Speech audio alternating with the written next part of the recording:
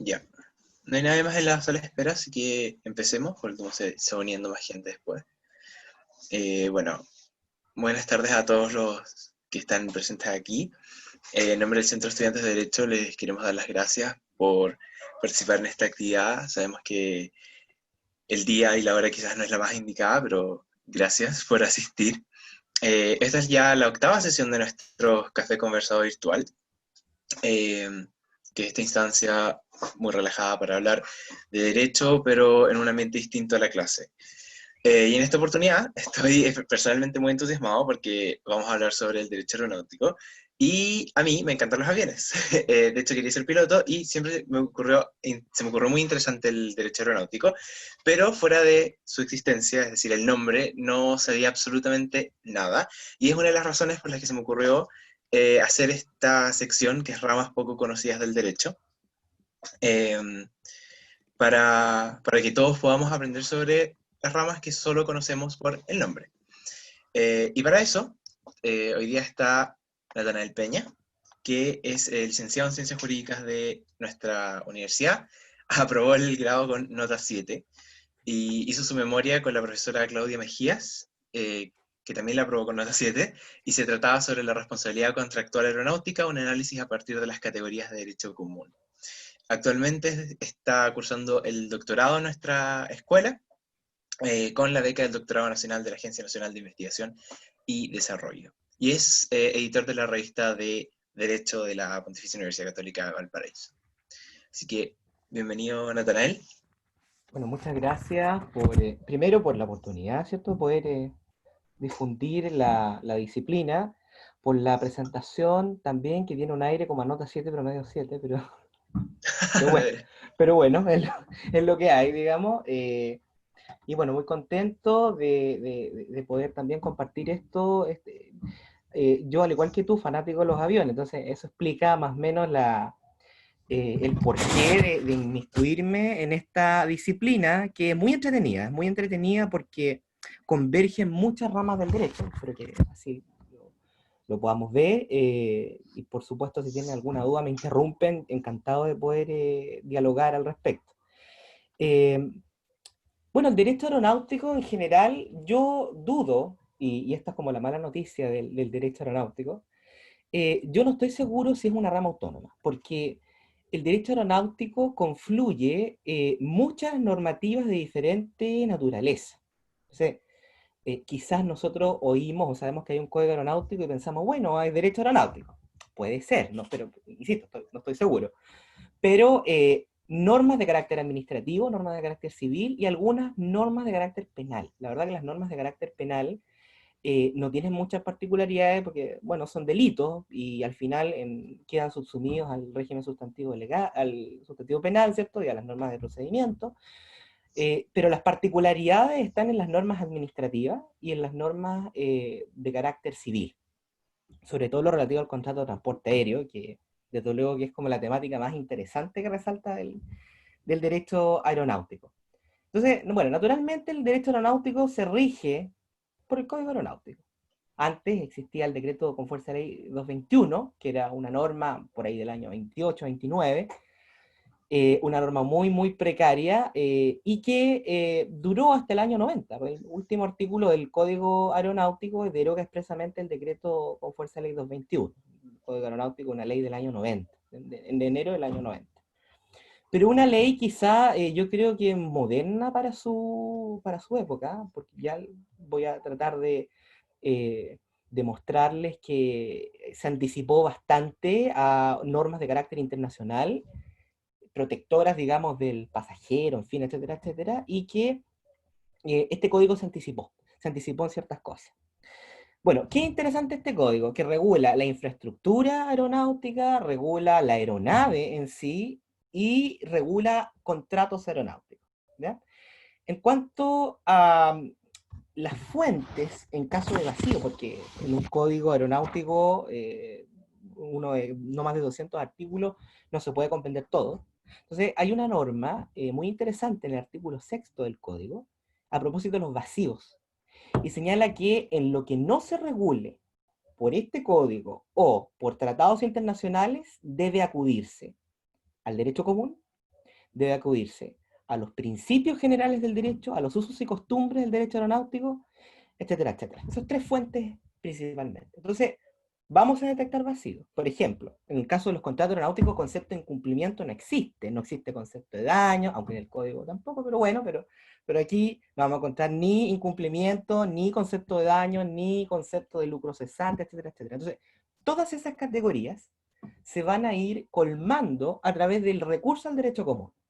La profesora Mejía tiene trabajo muy destacado al respecto sobre la noción de derecho común. Entonces, claro, uno se lo imagina Código Civil inmediatamente. Sí, en efecto, aquí las varias remisiones al derecho común van a ser al Código Civil.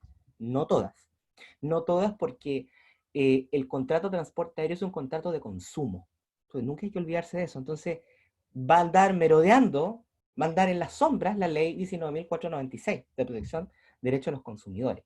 Así que puede existir un conflicto entre ambas, en realidad sí, en realidad no, cuándo se aplica una, cuándo se aplica otra, o se aplican ambas conjuntamente, son preguntas, digamos, súper interesantes que podríamos discutir. Y este código menciona los principios generales del derecho.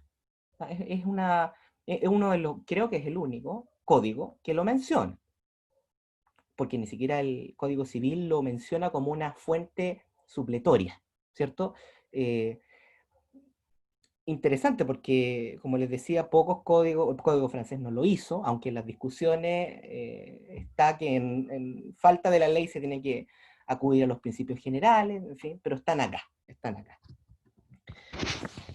Bueno, ¿qué es lo primero interesante que regula el código aeronáutico? La infraestructura aeronáutica. Entonces, el código aeronáutico nos dice que hay aeródromos y aeropuertos. Los aeródromos son todos los recintos en los que puede reposar, despegar o aterrizar una aeronave, y estos tomarán el nombre de aeropuertos cuando reciban vuelos internacionales. Entonces, aquí hay una primera cuestión.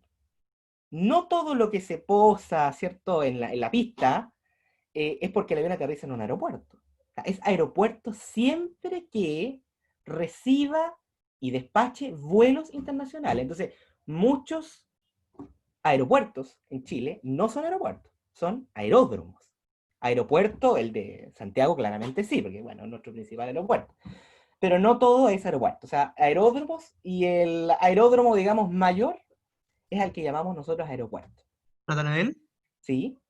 disculpa, no sé si entendí bien, pero el criterio entonces es si recibe o no aeronaves extranjeras. O La sea, internacionalidad, exacto.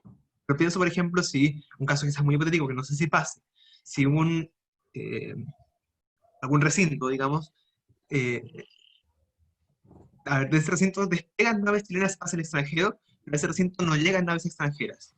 ¿Ese es aeródromo? Claro, aeródromo. Ok, gracias. Aeródromo.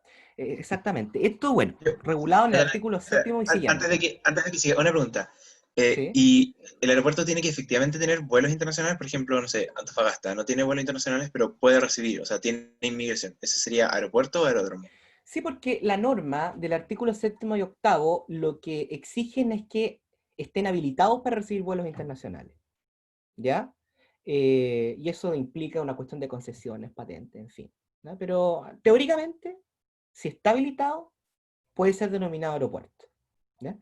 Así que es un criterio más bien teórico más que práctico. No es que en efecto tenga que recibir, sino que basta con que esté habilitado para que reciba. ¿Ya? Bueno, el aeropuerto de Punta Arenas, un dato curioso, o rosa, como quiera que se le llame, el aeropuerto de Punta Arenas tiene un vuelo, por ejemplo, que lo hace LATAM, o que lo hacía, vamos a ver si se puede volver a hacer de nuevo, que va desde Punta Arenas a la base militar Mount Pleasant, que queda a algo así como 20 kilómetros de Stanley, o Puerto Argentino para algunos, capital de las Falklands o Malvinas, ahí ustedes elijan, ¿cierto? Que suena más bonito. Y es el único vuelo que conecta América con las Malvinas Falklands. ¿Ya? Entonces, por eso Punta Arenas el aeropuerto de Punta Arenas es aeropuerto, y no tan solo aeródromo. Un dato curioso. Así que sí se puede ir a las Falklands, ¿sabes? Ahora es un vuelo que es carísimo, que yo creo que uno va a China con, pero está la posibilidad para los que pueden darse el lujo, ¿cierto? Bueno, entonces, los aeropuertos es la base central de la infraestructura del derecho aeronáutico. El derecho aeronáutico supone que hay aeropuertos, y hay aeropuertos militares y hay aeropuertos civiles, ¿ya? La mayoría o más bien lo que nos interesa son los aeropuertos privados o comerciales o civiles, porque en ellos es donde se desarrolla el mayor flujo de vuelos. ¿Cómo constituye un aeropuerto? Bueno, no es una tarea sencilla, pero en general se tienen que cumplir los requisitos que la autoridad aeronáutica establezca. La autoridad aeronáutica, cada vez que nos refiramos a autoridad aeronáutica, va a ser la Dirección General de Aeronáutica Civil, la DGAC.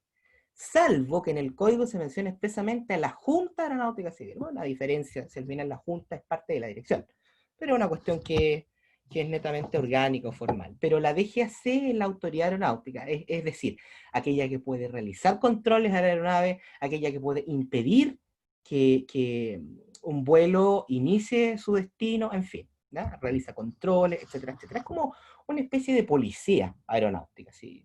De hecho, entiendo que en algunos países se le llama policía aeronáutica. Aquí se le llama con el nombre de Dirección General de Aeronáutica Civil, que está regulado, por cierto, muy escuetamente en el Código Aeronáutico. Tiene reglamento especial, ¿ya? Pero aquí no se dice mucho de la dirección, salvo el nombre, salvo que lo que sabemos que depende de la Fuerza Aérea, por supuesto.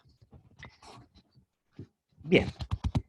¿Qué es lo que podríamos calificar como interesante? Es que el Código Aeronáutico establece una ley general expropiatoria. O sea, si existe la necesidad de construir un aeropuerto o un aeródromo, la ley declara de utilidad pública todos los recursos que tengan, los recursos, y por recursos digamos bienes inmuebles, o suelo, que tengan la aptitud para constituirse como aeródromos o aeropuertos. Entonces, en caso de que surja la necesidad, y en caso de que el terreno o el suelo sea idóneo para ello, entonces podrá expropiarse. Y ahí constituirse el aeropuerto o el aeródromo, ¿ya? Entonces, tampoco es una idea de voy a construir un aeropuerto. O sea, es más que nada una competencia de la autoridad administrativa. Es ella la que decide y es ella la que, desde luego, tramita la expropiación, etcétera, etcétera. ¿Ya? Entonces es una cuestión más bien de orden público y que depende del Estado. A ver, en cuanto al concepto de aeronave, esto es muy interesante, me lo han preguntado muchas veces, en alguna oportunidad me tocó hacer un breve informe sobre esto, porque el Código Aeronáutico regula los daños que producen las aeronaves, desde luego. Entonces una vez me preguntaron, Natanael, ¿y un dron es una aeronave? O sea, buena pregunta, porque eso podría responder muchas cosas. Si un dron causa daño, entonces ¿a qué régimen lo sometemos? ¿Al régimen del derecho común, del derecho civil, o al del Código Aeronáutico? La ley define aeronave y lo hace en términos generales como todo vehículo apto para el traslado de personas y cosas. ¿Ya? Ojo, todo vehículo apto. Entonces, dos cuestiones. Primero, tiene que trasladar personas o cosas. Eso es una aeronave. Pensemos en helicóptero, pensemos en dirigible, en Zeppelin, lo que quieran. Pero tiene que transportar cosas o personas. Ahora, uno me podría decir, bueno, ¿y qué pasa si yo le pongo un dron? O me subo arriba de un dron, así cual estilo Omni. Bueno, un dron no es apto para transportar cosas o personas. Entonces, difícilmente va a encuadrar en el concepto de aeronave, salvo que lo forcemos muy indebidamente. Entonces, si un dron causa daño, el arrendamiento de un dron, etcétera, etcétera, no se rige bajo las normas del Código Aeronáutico, se rige bajo las normas del Código Civil, del Derecho Común o de la ley especial que en algún momento se le ocurra hacer el legislador. Uno nunca sabe, a veces la creatividad es grande. También es importante porque recuerden que el concepto de aeronave implica otras cosas. Ustedes allá habrán estudiado en Civil 2 que los artefactos navales mayores y las aeronaves son hipotecables. Entonces, el Código Aeronáutico regula el contrato de hipoteca aeronave, y si uno podría decir que un dron es aeronave, entonces podría ser hipotecable. ¿Ya? Pero entre nosotros, personalmente estimo que no es una aeronave, y así lo ha dicho de manera informal buena parte de profesores que han comentado este tema. Tampoco es que tenga un tratamiento formal. Obras de derecho aeronáutico en Chile son muy, muy pocas, a diferencia de Argentina, que está lleno. Bueno, pero es que ellos escriben de todo. ¿Qué no han escrito los argentinos? Pero bueno, nosotros tenemos, parece, una creatividad un poquito más limitada, pero por esto mismo, digamos, esta conversación, para ver si alguien se entusiasma a dedicarse a esto, que es una rama súper interesante. Y no es que me dedique yo exclusivamente, mi área de preferencia de investigación es derecho civil, pero es como un gustito, ¿cierto? Que intelectual, que uno se puede dar. Algo así como el Fashion Law, pero más aburrido, ¿cierto? Que si está muy entretenido el Fashion, no lo voy a comparar, a lo mejor, bueno, más entretenido, y cada uno sabe. Bueno, eso con respecto a las aeronaves, y las aeronaves son militares o civiles. Esa es la gran clasificación. Entonces, imagínense que aquí el código, como a diferencia de otros países, como el caso alemán, el caso estadounidense, uno podría haber dicho, bueno, clasifiquémoslas en helicópteros, en aviones de pasajeros o aerocomerciales. No, aquí aeronaves civiles o militares. Es un criterio más bien de propiedad, puede ser. A mí no me queda claro, pero podría ser de propiedad. Algunos son de propiedad del Estado y las otras no. Entonces, ahí como que podríamos redondear el criterio de clasificación entre aeronaves y civiles y militares. Las aeronaves tienen nacionalidad y las aeronaves son chilenas cuando se inscriban en el Registro Nacional de Aeronaves. Sí, hay un registro que lo contempla el artículo 32 del Código Aeronáutico, y una vez que se inscribe una aeronave, recibe la nacionalidad chilena, y con ello nace la obligación de inscribir, de grabar la placa y la bandera nacional fuera de la aeronave. No sé si algunos se han fijado, porque cuesta, por la posición en la que pueda ponerse el avión comercial con respecto a la manga en el aeropuerto, pero si ustedes ven ahí cerca abajo de la cabina del piloto, se observa la placa y la bandera de la aeronave. Y todas tienen banderas distintas. Entonces, piensen generalmente en la procedencia o en el origen de la aerolínea, y eso va a ser coincidente con la bandera. Salvo, por ejemplo, cuando hayan alianzas muy, muy, muy importantes. Por ejemplo, la KLM, que es holandesa, tiene aviones de bandera francesa. Pero es porque KLM y Air France son una. Es una alianza ultra comercial, digamos, que ahora no han resultado mucho, ¿cierto? Por la crisis que ha generado la pandemia, que ya vamos a hablar igual un poco de eso. Por ahí había visto fotos, ¿cierto? Vengan a salvarme, soy una aerolínea en defensa. Bueno, algo parecido, sí. La aerolínea está un poco en defensa naturalmente.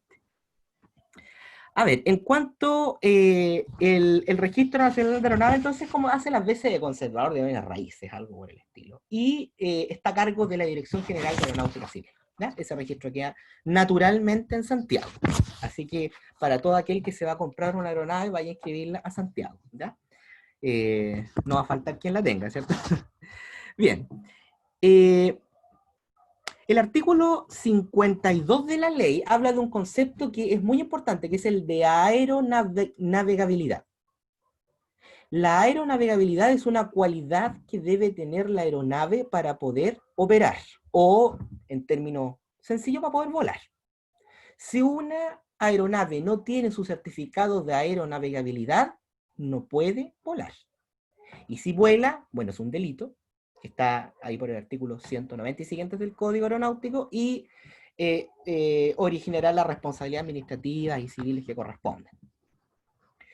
Esto es como el permiso de circulación. Pongámoslo en esos términos. El permiso de circulación o la revisión técnica, aquí como todo junto, va en el certificado de aeronavegabilidad y lo otorga la Dirección General de Aeronáutica Civil. O sea, una aeronave tiene que tener esa cualidad. Y eso implica revisión de patente, revisión del estado mecánico, en fin. Una vez con eso, se puede volar entonces. También el Código Aeronáutico regula un estatuto, digamos, personal. Es decir, ¿quiénes son los que pueden operar la aeronave? Entonces, el artículo 57 siguiente nos dice que los operadores se llaman tripulación. Y hay tripulación de vuelo y tripulación auxiliar. La tripulación de vuelo es aquella que comanda el vuelo de la aeronave. Y la tripulación auxiliar es la que asiste o a las cosas o a los pasajeros durante el trayecto. Entonces, cuando vamos en vuelo y el comandante señala tripulación de cabina refiriéndose a la azafata, no, error. Tripulación auxiliar. La ley lo define como tripulación auxiliar, porque la tripulación de cabina o vuelo propiamente es el piloto y copiloto, ¿ya? No vamos a ir a corregir al comandante, ¿cierto? En el acto, porque ya vamos a ver que el comandante tiene potestad disciplinaria legal sobre la tripulación completa, sea de vuelo y auxiliar, y también sobre los pasajeros. Pues él puede imponer sanciones. Lo curioso de la norma, ya vamos a ver, es que no se sabe qué sanciones puede imponer, pero tiene la potestad disciplinaria, ¿cierto? Estas normas son muy entretenidas porque dejan toda la imaginación. Entonces, claro, el artículo 6 se previno, los vacíos cólmelos con el derecho común, y si no hay derecho común, con los usos y costumbres, y si no hay usos y costumbres, con los principios generales del derecho. Vaya a saber qué son los usos y costumbres del derecho aeronáutico, o los principios generales del derecho aeronáutico. Yo al menos estoy seguro que existe uno, que ya se los voy a comentar, porque lo ha dicho la jurisprudencia, y la doctrina especializada está contesta en eso, pero nada más.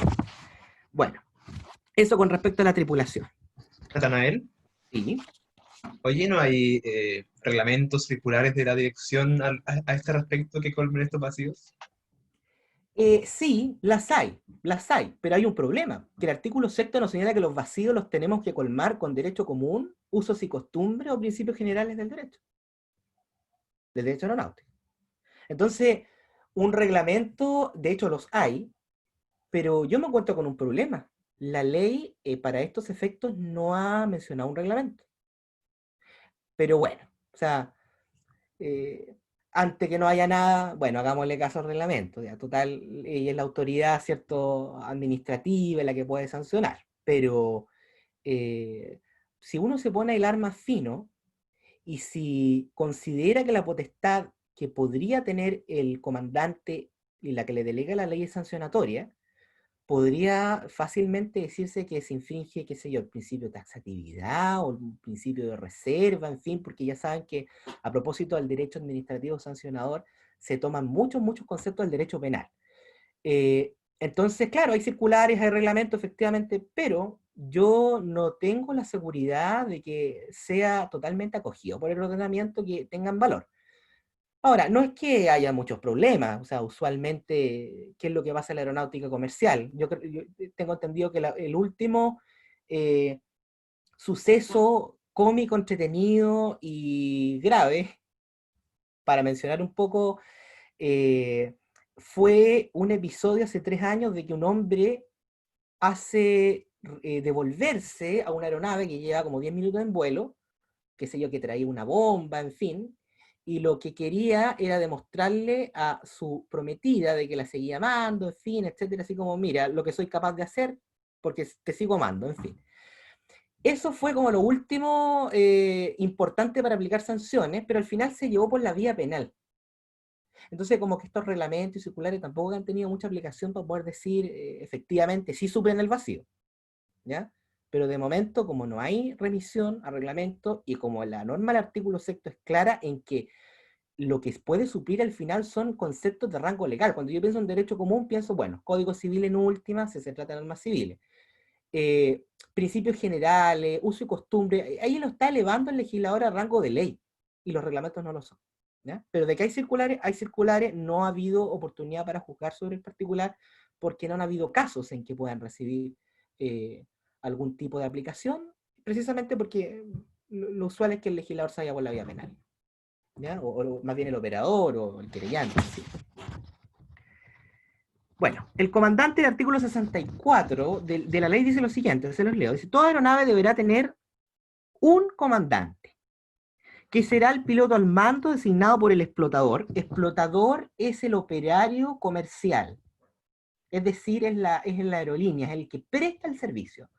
El propietario de la aeronave no es lo mismo que el explotador, porque lo usual es que muchas aeronaves arrienden las aeronaves. Entonces, el explotador es quien presta el servicio usando la aeronave, que es distinto al propietario. Entonces, ¿quién designa al comandante? El explotador. Designado al explotador, para cada operación aérea. A falta de persona designada, se presume comandante a quien dirige a bordo la operación de vuelo. Es un criterio fáctico. Si no hay un nombramiento, una designación formal, bueno, quien esté al mando es el comandante. Más bien el que esté sentado al lado izquierdo de la aeronave, porque ustedes saben que en el lado izquierdo está el piloto y en el lado derecho está el copiloto. Y en la práctica a veces ni siquiera se designa. Entonces esto es una cuestión de hecho. El que esté sentado a la izquierda es comandante, punto. O sea, el legislador ahí es más bien práctico en caso de que no haya una designación formal. Señala, en las aeronaves empleadas en actividades de aeronáutica comercial, el nombre del comandante deberá constar en la documentación a bordo. Son todas las matrículas y todos los documentos que, tal como los documentos que uno tiene que tener, o más bien que el chofer, yo no manejo, pero que el chofer de un auto tiene que tener por si lo controla. Entonces, lo importante es que tiene que estar en la aeronáutica comercial el nombre del comandante. ¿Ya? Por si controla la Dirección General de Aeronáutica Civil, que en realidad siempre controla. Siempre controla. Esto no es azaresco, como que el carabinero, ¿cierto?, esté con la pistola y controlando la velocidad. No, aquí siempre hay un control porque el riesgo de un accidente aéreo, o más bien las consecuencias, son totalmente desastrosas, entonces siempre hay control.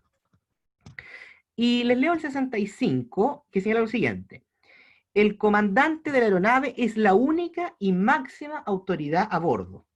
Es el encargado de la dirección de la aeronave y principal responsable de su condición segura de acuerdo con la regulación de circulación aérea y el manual de operaciones de vuelo del explotador.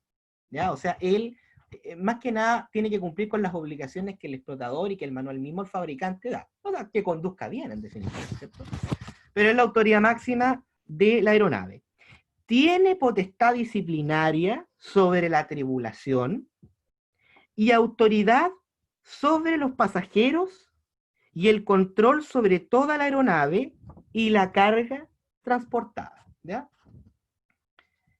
Y el ejercicio de estas funciones comienza desde que el vuelo inicia. ¿Ya? Entonces, yo creo que esta potestad disciplinaria que abre la ley simplemente se refiere a que tiene que mantener el orden, o más bien tiene que llamar al orden, ¿ya? Porque pasa que en vuelos se descontrola todo por una turbulencia, en fin, o en atentados terroristas, la verdad que no se puede hacer mucho, comprenderán, ahí ya no puede llamar al orden. Ahí vamos a ver que, bueno, está eximido de responsabilidad porque es un suceso totalmente imprevisible, al menos por el explotador. Aquí me detengo, porque los atentados terroristas son un problema de policía internacional, no son un problema del explotador. ¿Ya? Porque han habido casos en Estados Unidos, sobre todo cuando fue el atentado 2001, y algunos otros casos en Israel, que, digamos, ha tenido experiencia mucho antes del 2001 con secuestro de aeronaves, y se dirigen demandas contra el explotador, o sea, contra la aerolínea. ¿Sabe? Usted no cumplió con los controles y dejó que un terrorista entrara a la aeronave. Y uno, si se pone en la cadena causal, es como, claro, pues si la aerolínea no hubiese vendido el ticket a este terrorista, el accidente no hubiese pasado, pero desde luego que esa imputación causal es de dudosa reputación, ¿no? O de dudosa razonabilidad, porque al final, ¿quién es el que controla el ingreso de una persona al aeropuerto? Porque del aeropuerto entra la aeronave. Bueno, es el fisco, la autoridad aeronáutica, la policía de investigación, en fin, pero si ellos fracasan en el intento por perseverar la seguridad, entonces la responsabilidad del Estado, no del explotador. ¿Ya? Y así lo he sostenido en algún texto de por ahí, de que en caso de que concurran atentados terroristas y de ellos se sigan daño, el explotador no es responsable, sino el Estado, porque es una falta de servicio la que ha ocurrido. Y es que el Estado, a través de sus agentes, la policía de investigaciones particularmente, no dispensó o no cumplió correctamente con su deber o con su misión como agente del Estado, que es perseverar la seguridad. Porque de eso se sigue la seguridad del vuelo. Si hay falta de servicio y entra un terrorista, bueno, va a ser caos en el vuelo. Entonces no es culpa del explotador. El explotador de alguna manera confía. Igualmente, hay protocolos extra de seguridad. Por ejemplo, las normativas estadounidenses exigen que las aerolíneas que salgan de cualquier punto del mundo hacia un destino en Estados Unidos controlen el equipaje de mano de los pasajeros. Entonces, no sé si alguien ha viajado a Estados Unidos, antes de que uno sube, tiene que abrir el bolso, la mochila, las mujeres, ¿cierto? El bolso que lleven, la cartera, en fin, para que corroborar de que no hayan líquidos de más de 50 ml, que no hayan objetos cortopunzantes, o sea, algo que se le haya ido a la Policía Internacional. O sea, ahí quizás podríamos pensar que podría existir una eventual responsabilidad. Pero siempre yo concluiría de que nunca esa responsabilidad de imputarse a la aerolínea eventualmente debería ser total. Porque hay reglas anteriores o hay controles anteriores y que son los importantes, porque son con rayos X, porque son los de mejores calidad y son los que hace la Policía de Investigaciones. ¿Ya? Pero sí hay otros controles, como el caso norteamericano. Es más, alguien que compra generalmente en duty free no puede retirar la compra inmediatamente, sino que te piden el número de tu vuelo y te lo van a dejar una vez que tú estés sentado, llaman fulano de tal, aquí viene su compra, y que generalmente pasa con las bebidas alcohólicas, porque recuerden que fuera del aeropuerto no se pueden ingresar envases o contenidos de más de 50 ml por viaje a Estados Unidos. ¿No? Viajes nacionales, bueno, pasa colado todo lo que ustedes quieran, pero bueno, he visto gente con bebidas, con sándwich, con todo lo que se puede imaginar. Pero bueno, a veces tienen razón, porque cada vez ahora que está de moda que las aerolíneas no te traen el catering, no viene incluido, sino que te lo cobran, entonces la gente está como estos buses interurbanos, ¿cierto? Al final, cada uno se compra sus cosas y punto. Bueno. ¿Qué viene interesante? Documentos de transporte. El artículo 90 indica los documentos de transporte, que en definitiva es patente, licencia, el registro de la aeronave en el Registro Nacional de Aeronaves, o sea, el documento que se expide, etcétera, y eso siempre tiene que portarlo el explotado. Si no los porta la autoridad aeronáutica, es decir, la DGAC, está facultada para impedir que el vuelo se realice. ¿Ya? Y esas son, en general, las normas de carácter administrativo aeronáutico. O sea, hemos visto que, ¿qué es lo que regula la 18.916? Regula el concepto de aeródromo, aeropuerto y cómo se instituyen. De luego hay una regulación que es bastante latera, por decirlo de alguna manera, con unas letras de la A a la X en cuanto a requisitos, pero en general eso es lo que regula. Regula el personal, regula la autoridad del comandante, regula el registro, regula la aeronavegabilidad, la documentación, en fin. Y desde el artículo 95 y siguientes entra lo que yo llamaría derecho civil aeronáutico, porque lo que se dedica esta regulación es de la aeronáutica comercial, de los contratos aeronáuticos, de servicio aeronáutico y de la responsabilidad aeronáutica. Son casi 80 artículos solo de normas civiles. ¿Ya? El artículo 95 habla del servicio, de la aeronáutica comercial. Y esa aeronáutica comercial, aquella que tiene fines de lucro y que tiene por objeto transporte de pasajeros o de cosas. ¿Ya? Entonces, la aeronáutica comercial se sujeta a estas normas. La aeronáutica no comercial no se sujeta a estas normas. Y cuando digo aeronáutica no comercial, estoy pensando en vuelos de instrucción y en vuelos privados. ¿Ya? Porque esos no tienen fines de lucro. Fines de lucro con la aeronave misma, es decir, con el uso mismo de la aeronave de transportar. ¿Ya? Y la aeronáutica comercial, como les digo, se regula el artículo 95 y siguiente. Aquí gran pregunta. Bueno, ¿cuándo aplico el código aeronáutico y cuándo aplico otra fuente formal, que es el Convenio de Montreal de 1999, y que regula normas civiles, especialmente de responsabilidad civil, en el transporte aéreo internacional? El código aeronáutico no maneja normas de ámbito de aplicación. Entonces, la respuesta está en el artículo 1 del Convenio de Montreal, ratificado por Chile en el 2007, si no me equivoco. O sea, se ratificó 8 o 9 años después. Dato, ¿por qué? Porque Estados Unidos lo ratificó en 2006. Entonces, como Estados Unidos lo ratifica en 2006, una ola de ratificaciones masiva en todo el mundo. Antes solo lo tenía en la Comunidad Europea y luego de este acto, ¿cierto? Chile se incorpora, porque la verdad que el 50%, la estadística dice que el 50% de los vuelos del mundo se realizan desde o hacia Estados Unidos. Entonces, suena lógico que nadie estuviese interesado en ratificar este tratado internacional si el principal país receptor y emisor de vuelo es Estados Unidos. Entonces, se comprende. Pero ojo, antes de este convenio de Montreal estaba vigente un sistema muy antiguo, que es el convenio de Varsovia de 1927, y que fue modificado por los protocolos de La Haya del año 50, y eso se llamaba Sistema Varsovia-La Haya. Eso duró hasta el año 2007 en Chile, ¿ya? Convenio que escasamente, pero muy escasamente, ha sido invocado por la jurisprudencia. ¿Por qué? Porque en policía local, que es la mayor de los asuntos ventilados en materia aeronáutica, se conocen por policía local, sobre todo pensando en contratos de transporte aéreo. ¿Por qué? Porque las normas de procedimiento, los vacíos del código se rigen por las normas de la protección de consumidores. Nunca se van a encontrar con una mención al sistema Varsovia-La Haya. Es más fácil, el operador jurídico o policía local, ¿qué va a hacer? Invoca las normas consumidor y punto, ¿ya? Y muchas veces estas normas especiales se desentienden, ¿ya?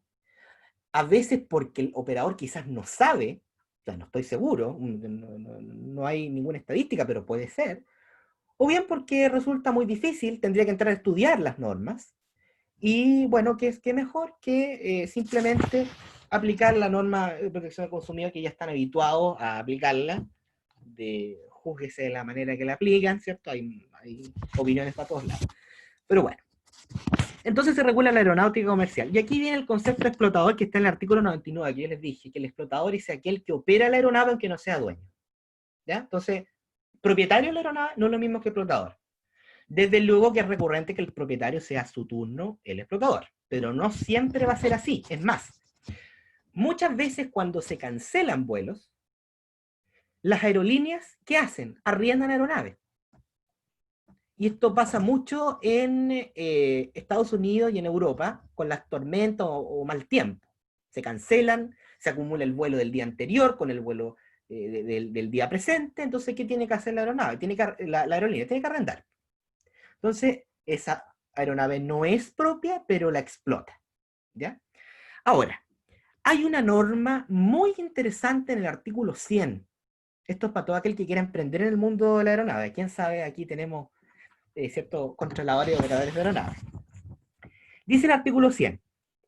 El propietario de una aeronave es responsable solidariamente con el explotador de cualquier daño que ella produzca, a menos que el acto contrato, mediante el cual la calidad de explotador se obtenga, se inscriba en el Registro Nacional de Aeronaves, etcétera, etcétera. Caso en el cual la responsabilidad queda, es simplemente conjunta, solo del explotador, o sea que ha liberado el propietario de responsabilidad. ¿Qué es esto? Supongamos que hay un contrato de arrendamiento de aeronaves. Si ese contrato, celebrado en Chile por supuesto, yo no lo inscribo como propietario, si el explotador por la operación de vuelo causa daño, yo soy solidariamente responsable con él, salvo que se me ocurra inscribir. Y allí la responsabilidad queda limitada y yo me veo, la palabra aquí que usa exonerado, la verdad que puede ser, digamos, pero no sé si es la más apropiada. Yo diría que la responsabilidad quedaría o le competiría únicamente al explotador, pero aquí la ley usa la palabra exoneración, que no me gusta hablar de exoneración, es más bien hablar de casos fortuitos en general en responsabilidad. Pero en fin, entonces, para todo aquel que se le ocurra arrendar una nave, inscriba el contrato, ¿ya? O sea, ese es el consejo, porque si no va a ser solidariamente responsable, ¿ya? Cuando se transfiere la calidad de explotador por medio de contrato, ¿ya? La práctica sugiere de que estos contratos rara vez se inscriben. ¿Y por qué? Porque la necesidad de arrendar una aeronave muchas veces es urgente. Claro, o sea, cancelé el vuelo ayer, necesito una aeronave ahora. Por ejemplo, un día domingo, vaya a saber uno si van a alcanzar a inscribir en el registro, se hace el contrato y punto, ¿ya? Entonces esta norma sí puede ser relevante en la práctica, que nos permite dirigirnos no solamente contra el explotador, sino también contra el propietario, solidariamente, ¿ya? Ustedes ya sabrán los efectos que importa, ¿cierto?, que una obligación o que se sea responsable solidariamente, ¿cierto?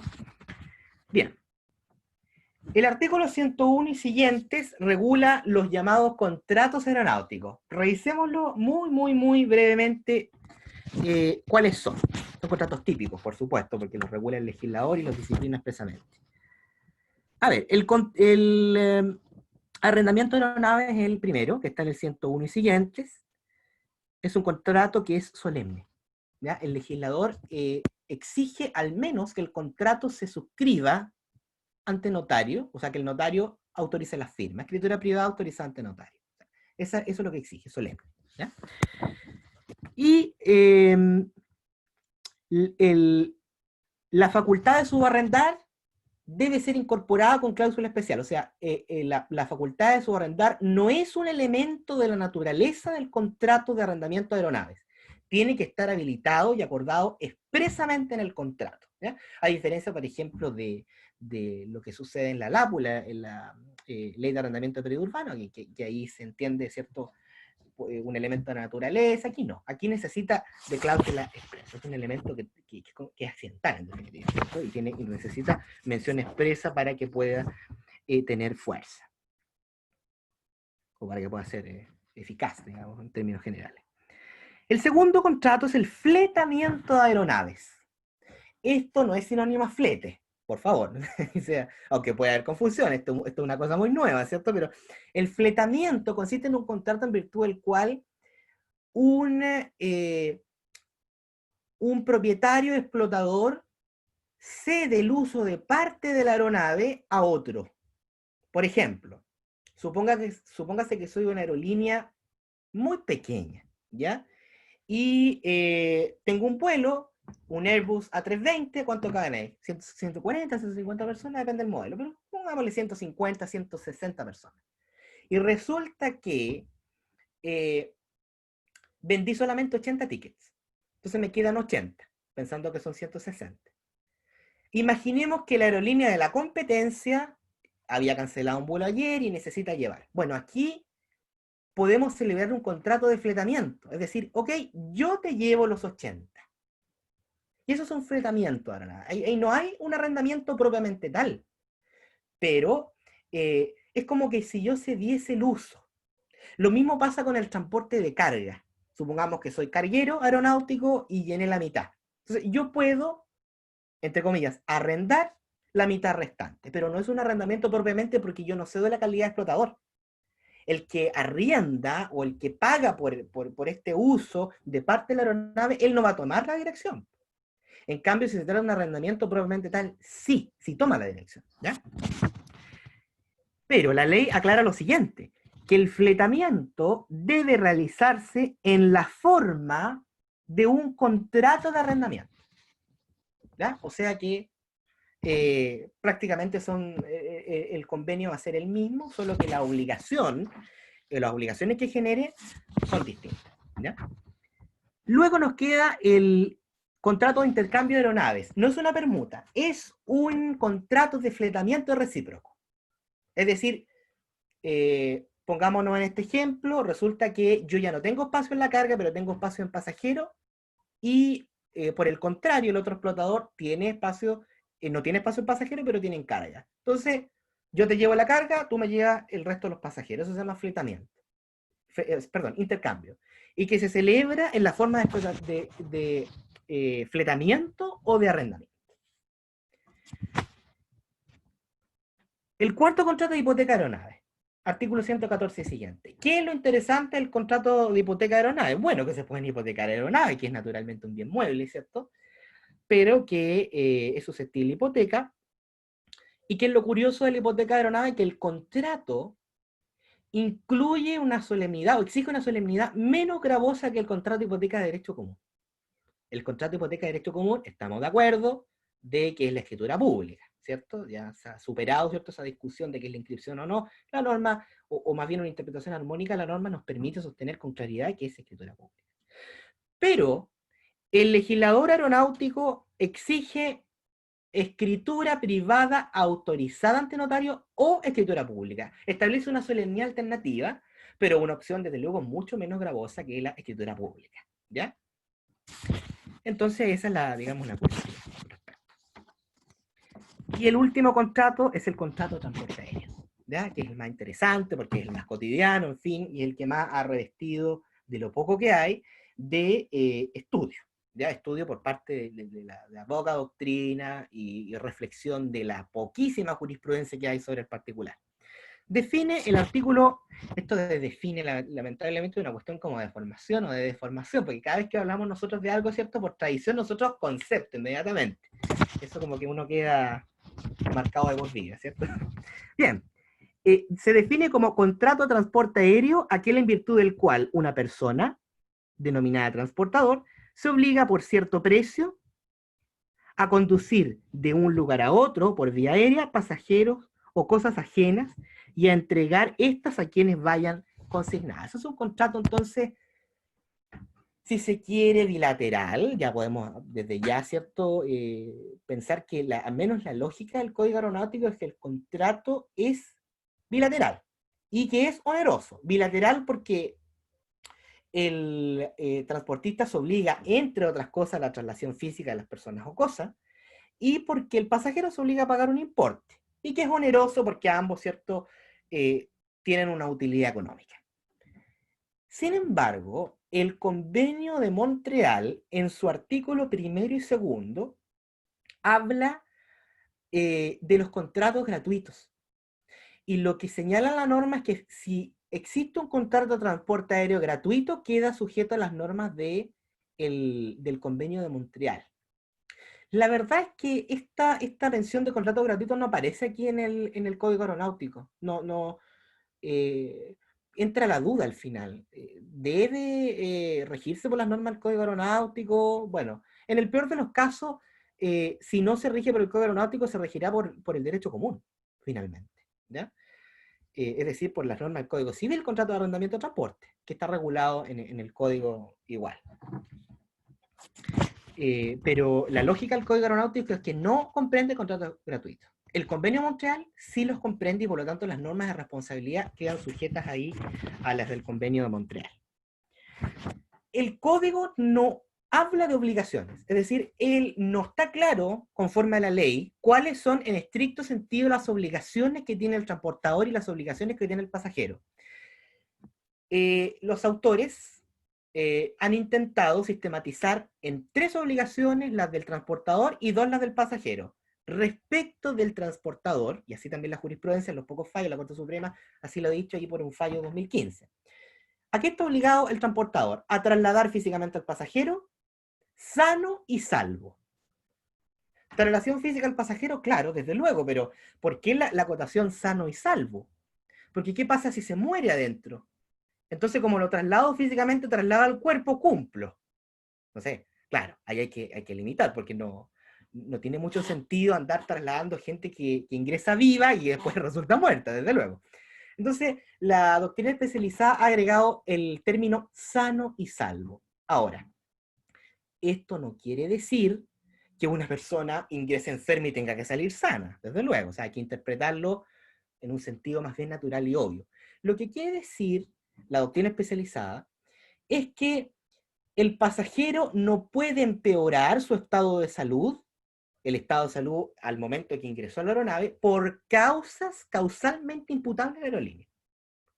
Es decir, el pasajero no puede enfermarse, ni puede morir, ni puede lesionarse por un hecho que haya cometido la aerolínea o sus comisionados auxiliares, que en este caso son la tripulación.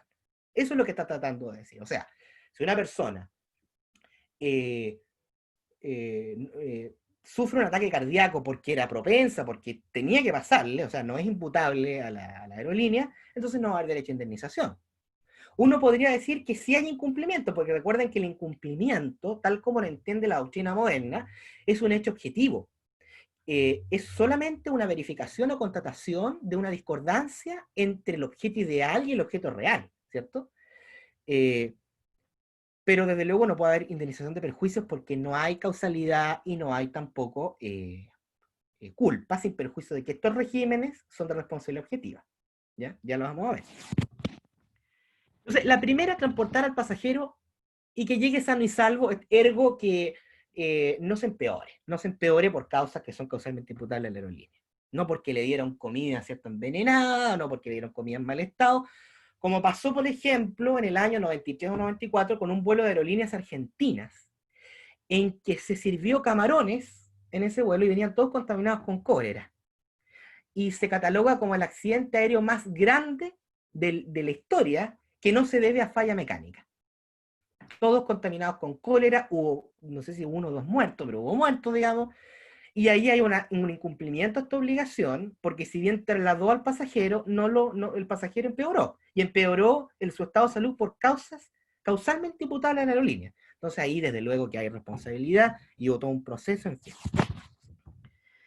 ¿Qué otra obligación hay más? La obligación de iniciar el viaje en tiempo y forma pactadas.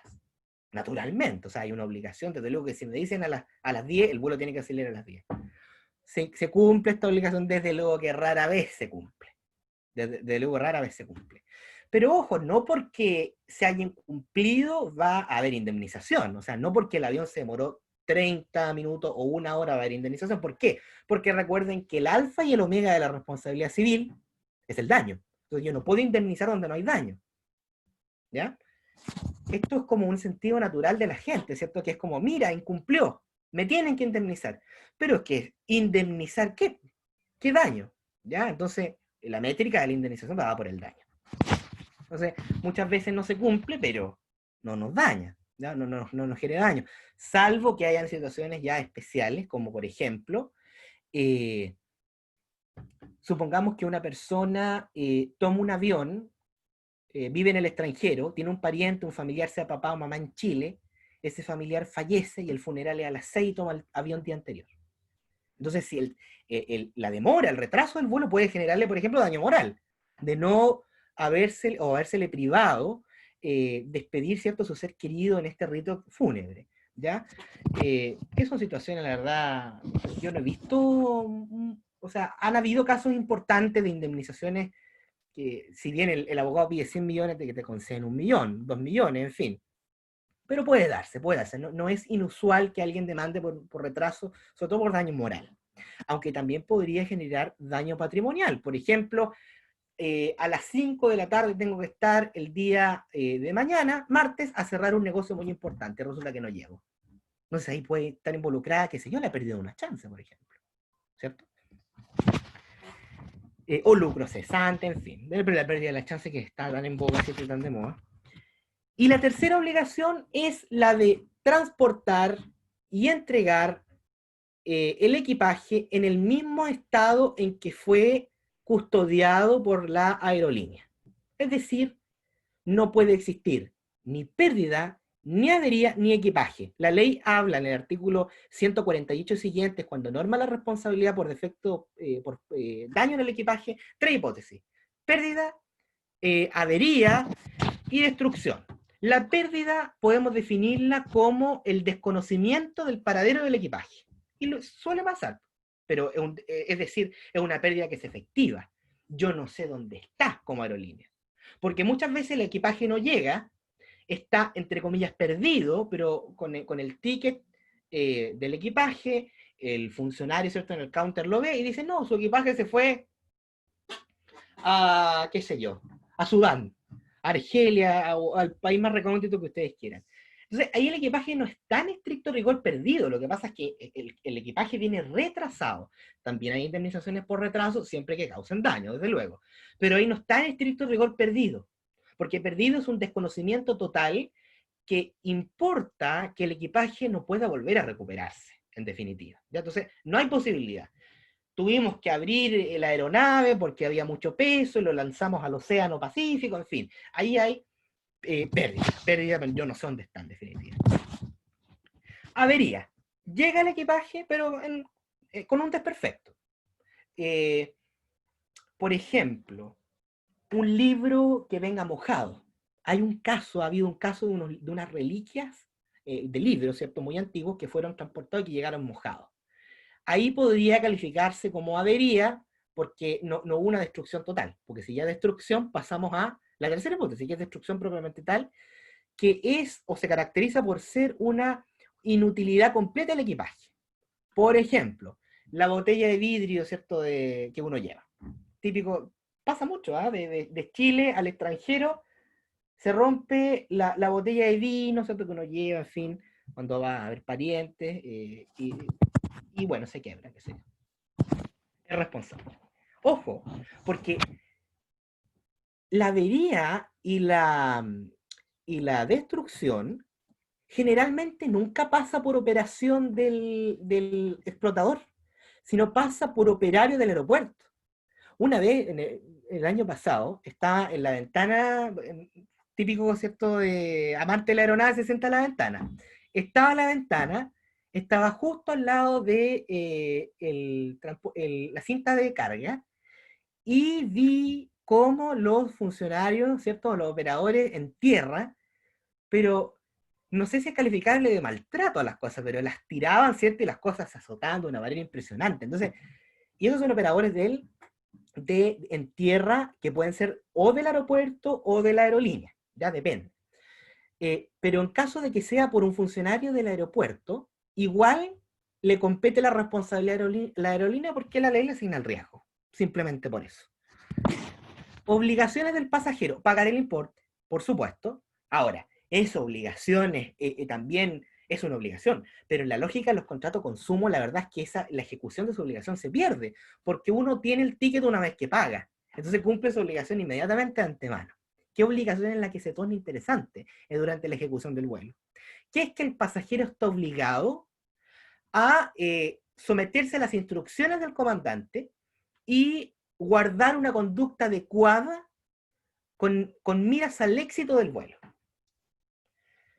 ¿Qué pasa si incumple este deber o esta obligación de cuidado? Bueno, su indemnización, en caso de que sufra daño, puede ser morigerada. Es más, si ese pasajero causa daño, puede ser él demandado. Y si la aerolínea demanda al pasajero, se somete a las reglas del Código Civil, de Derecho Común y de responsabilidad contractual. ¿Ya? O de la responsabilidad contractual, ustedes saben que ahí depende, ¿cierto?, de la decisión del abogado de que se trate.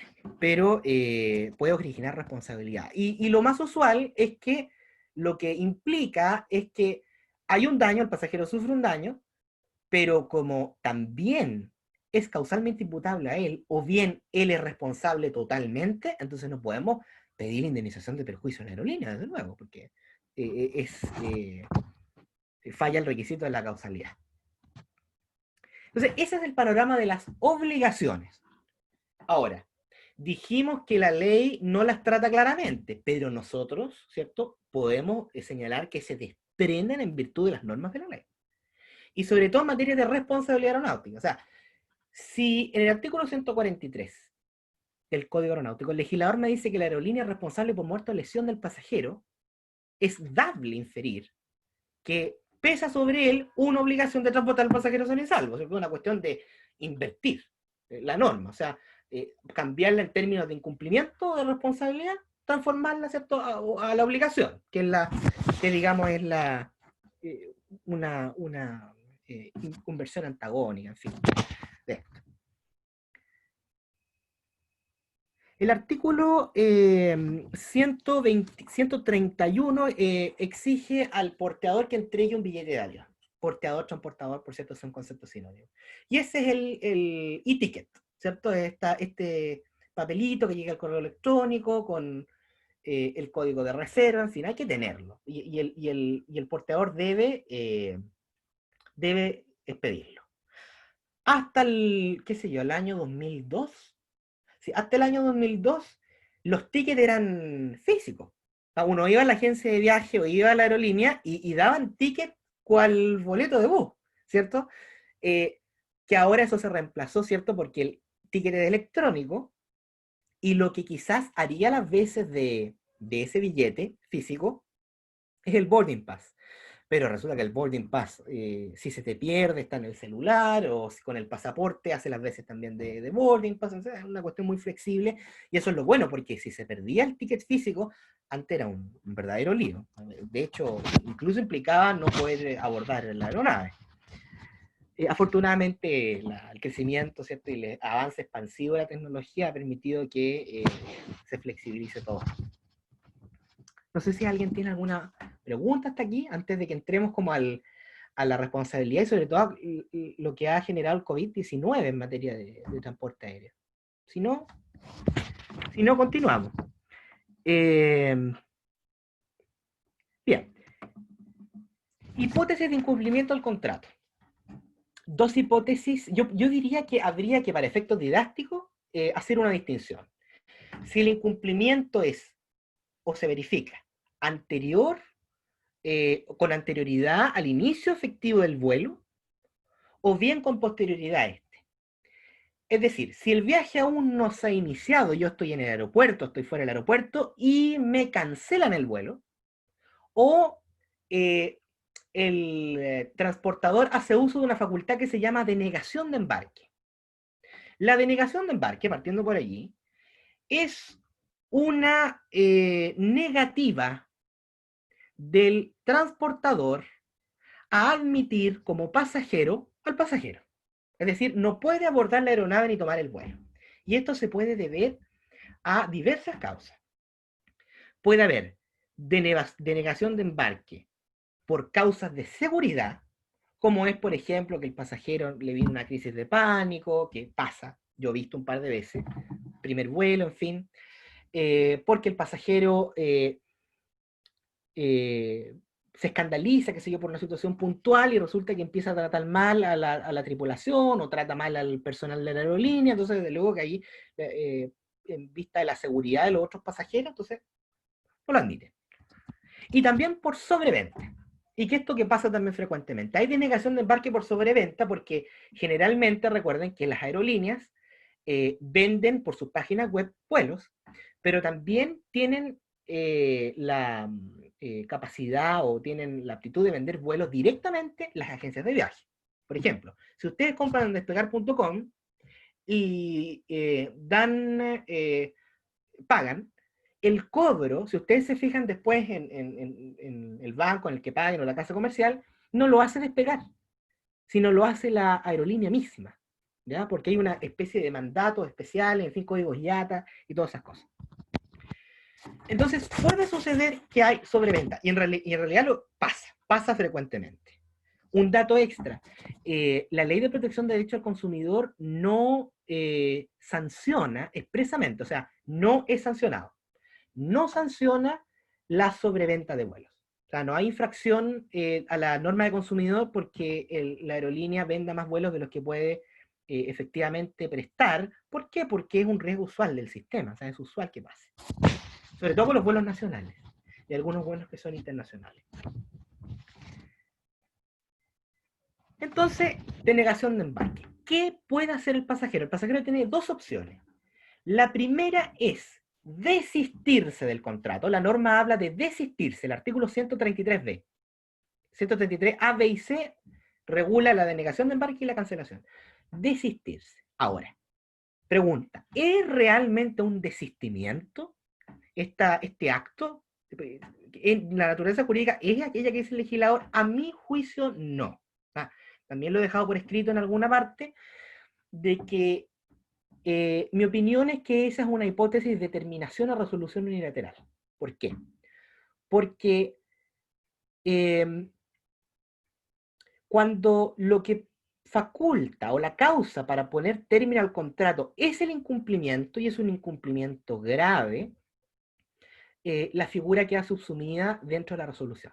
Entonces, a mi parecer, el legislador usó impropiamente la palabra desistimiento, así como lo hizo en el artículo 1826, que señala que la parte de la compraventa puede desistirse. Bueno, pero todos sabemos que no se está refiriendo al desistimiento estricto sensu, sino que es una aplicación particular de la facultad resolutoria del artículo 1489. Bueno, aquí yo creo que es el mismo caso, el legislador habla de desistimiento, pero en realidad es una resolución de carácter unilateral. Puede resolver el contrato, terminarlo, una resolución por comunicación, o bien puede perseverar. Perseverar en el contrato, eso quiere decir que quiere continuar con el vuelo. Si se fijan, esto es como un símil al 1489. Es como cumplimiento específico versus resolución. El tema es que aquí no hay procedimientos judiciales. ¿Por qué? Porque es un principio de derecho aeronáutico, y este sí estoy seguro que es principio de derecho aeronáutico, porque el artículo 6 hablaba de principios generales, bueno, vaya a saber cuáles son. Pero estoy seguro que un principio de derecho aeronáutico es la celeridad. Es decir, las soluciones, las prestaciones y toda la operación aeronáutica tiene que ejecutarse de manera rápida. ¿Por qué? Porque están los intereses de la aerolínea, porque están los intereses del aeropuerto que tiene que recibir más aeronaves, están los intereses también de seguridad, porque los cálculos de los despegues tienen horario, en fin, tienen que coincidir las horas. Entonces, todas estas cosas tienen que hacerse rápido. Y esto implica que las soluciones que se den en el Código Aeronáutico para estos casos son extrajudiciales. Son extrajudiciales, ¿ya? Aquí uno tiene que demandar para resolver ni tiene que demandar para el cumplimiento del plazo. Uno dice, persisto o termino, resuelvo, me desisto, en fin. Entonces, ese es el principio, ¿ya? De celeridad, y por eso que aquí uno no ve que hay demanda ni que tiene que demandar, porque si no sería totalmente impracticable. Imagínense, quiero resolver el contrato, tengo que ir a demandar. No tiene mucho sentido. Si decido terminar o resolver el contrato, tengo derecho a prestaciones asistenciales. ¿Qué? Tengo prestaciones para llamada telefónica, para alojamiento en caso de que sea necesario. Tengo que tener voucher de comidas, acceso a comunicaciones en general, no tan solo llamadas, o sea, un acceso a internet. Y también puede haber compensaciones, digamos, de carácter económico y que están tasadas en la ley, que van desde las 5 UF en adelante. Si yo acepto estas compensaciones en dinero, no tengo derecho luego a demandar al aerotransportador por daños por retardo. Yo renuncio a los daños por retardo si yo acepto estas compensaciones, ¿ya? ¿Puedo demandar por otros daños? Por supuesto que sí. O sea, esto solo está privado de los daños por retardo, ¿ya? Así que no es por ahí como algunos dicen, no, que renuncia a todas las indemnizaciones. No, eso no es efectivo. Solamente las de daños por retardo. Si resuelve, por supuesto, puede demandar los daños por retardo sin ningún inconveniente. Ahora, ¿qué pasa si el vuelo es cancelado? Si el vuelo es cancelado, están los mismos derechos, salvo que si resuelve tiene que esperar 3 horas. 3 horas para poder resolver. ¿Ya? Ahora bien,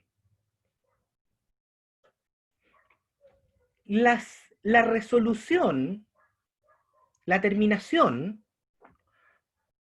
que puede realizar el pasajero, que puede efectuar el pasajero, no va supeditada a que el incumplimiento sea imputable subjetivamente. Esto quiere decir que aunque sea por un caso fortuito o fuerza mayor, lo dice el 133b y 133c del Código Aeronáutico, puedo resolver el contrato igual. Y esto va en la lógica del derecho común.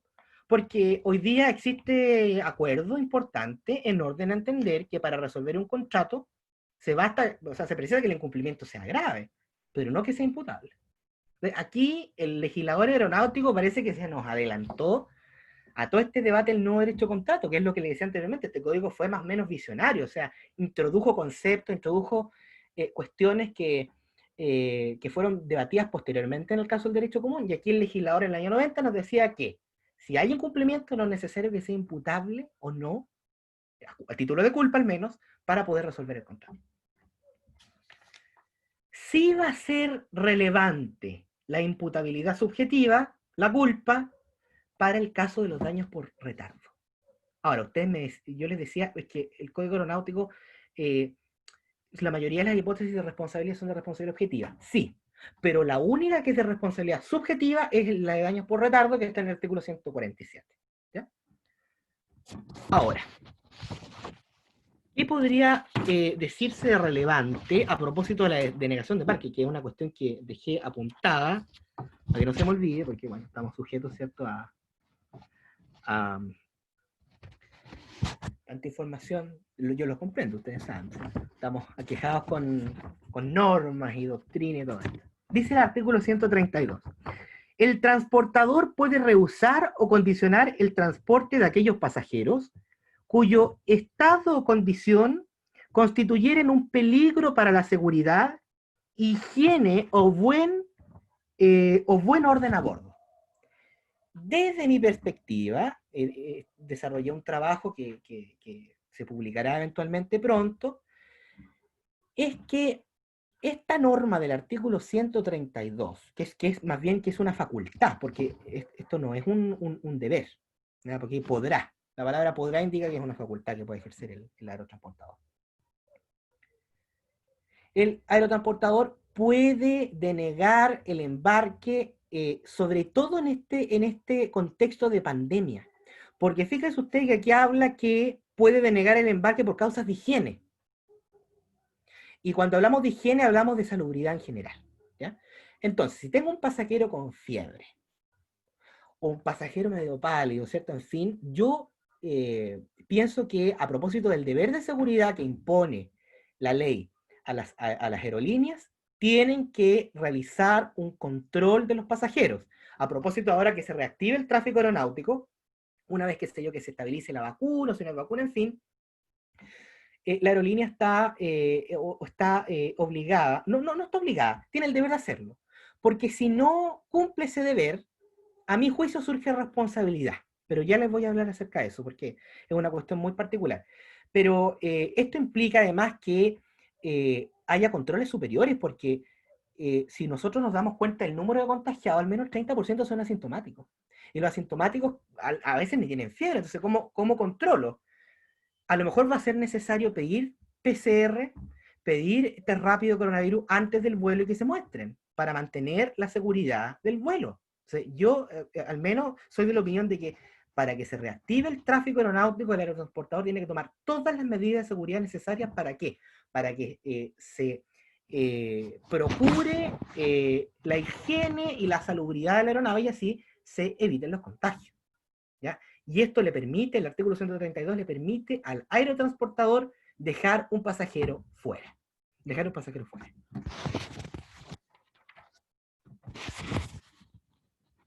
Bien. No sé si tiene algún comentario alguien a propósito de... me falta más que nada darles algunos highlights o notas sobre la responsabilidad aeronáutica, que es la parte entretenida de esto, digamos. Pero si alguien tiene algún comentario, no duden en interrumpir, por supuesto. Bien, ¿qué hipótesis regula, al menos en materia contractual? Porque la responsabilidad aeronáutica, que está regulada en el título 9 del Código Aeronáutico del artículo 142 y siguiente, establece distintos tipos de responsabilidad. Primero, responsabilidad por incumplimiento del contrato de transporte aéreo. Responsabilidad por daños a terceros en la superficie, es decir, por operar una aeronave causo daños a los que están en el suelo.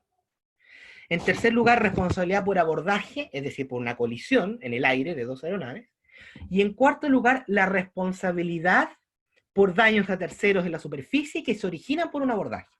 Colisión en el aire y por eso saltan trozos de las aeronaves, en fin, y daña a las personas que se encuentran en tierra. En cuanto a la responsabilidad que deriva del contrato, artículo 143 señala que el transportador es responsable de la muerte o lesión del pasajero. Lesión, por favor, en sentido amplio. No se imagine solamente una herida, porque si interpretamos en sentido natural y obvio la palabra lesión, ya que el legislador no lo hace, vamos a encontrar que lesión es cualquier detrimento a la salud, en definitiva. O sea, que enfermarse es una lesión. Y es una lesión causada, ¿cierto?, por, o más bien posible atribuir a la aerolínea, en fin, ahí se estudiará. Ahora, ojo, el artículo 17 del Convenio de Montreal, el Convenio de Montreal se aplica a los vuelos internacionales, el Código Aeronáutico a los vuelos nacionales, en todo lo que se refiere a indemnización de perjuicios. Todo lo que no es indemnización de perjuicios, Código Aeronáutico, y en eso está la denegación de embarque, el retraso, en fin. Bien.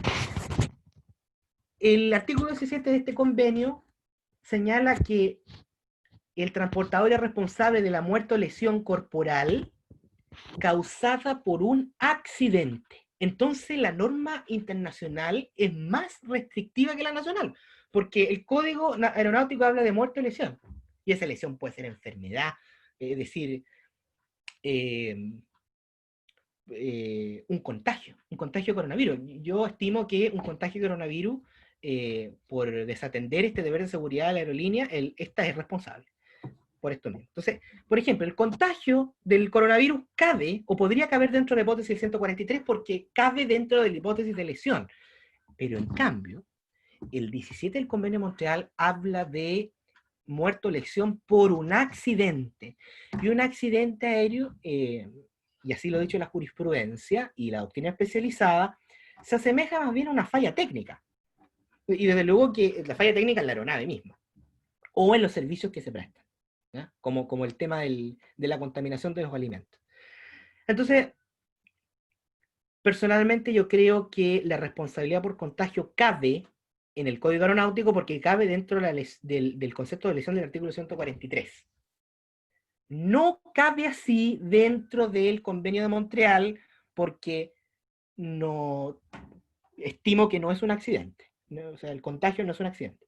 Ahora, eso quiere decir que si alguien se contagia de coronavirus dentro de una aeronave por infracción del deber de seguridad, es decir, la aerolínea no controló, en fin, ¿va a quedar sin indemnización? La respuesta es no. ¿Por qué?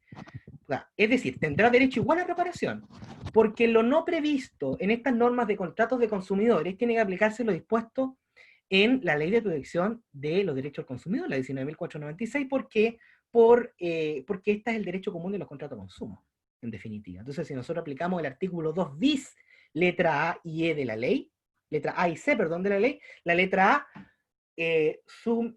llama a colmar con la ley de consumidores todos los vacíos sustantivos. Y la letra C, los procedimentales. Entonces, podría tener eventualmente indemnización igual. Hay un problema, que es la trazabilidad del contagio está casi perdida actualmente. Entonces, yo digo, hay responsabilidad por contagio, pero vaya a probarla. Porque sería muy difícil probar que en un lugar determinado me contagié de coronavirus. O sea, la premisa es que hay responsabilidad, pero en la medida que pruebe que el contagio se desarrolló durante la operación de vuelo o a propósito de la operación de vuelo. Entonces, la responsabilidad está, la prueba va a ser difícil por el tema de la trazabilidad. ¿Ya? A ver, la responsabilidad por muerte o lesiones está limitada en el Código Aeronáutico a 4.000 UF. Algo así como 110 millones de pesos. Un poco más, quizá. Y en el Convenio de Montreal a 150.000 derechos especiales de giro, que son algo así como 100 millones de pesos también, un poco más. Pero en la responsabilidad por contagio, en el sistema internacional, y yo les decía que se regiría por las normas de protección de los consumidores, allí sería ilimitada. ¿Por qué? Porque la ley no pone límite. ¿Ya? Entonces ahí sería, en ese caso, tratándose de esas lesiones, en vuelo internacional sería ilimitada. Ahora,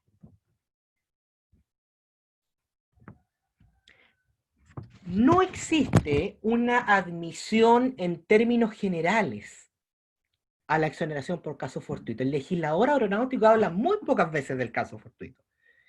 Y no lo hace a propósito de exonerarse de responsabilidad. Por ejemplo, nos habla de fuerza mayor o caso fortuito a propósito de la denegación de embarque o la cancelación, pero no a propósito de la responsabilidad. Ahora, esta responsabilidad dijimos objetiva. Entonces, ¿cómo puede exonerarse el transportador? Dice el artículo 146, el transportador solo podrá liberarse de la obligación señalada en el artículo 143, es decir, muerte o lesión. A.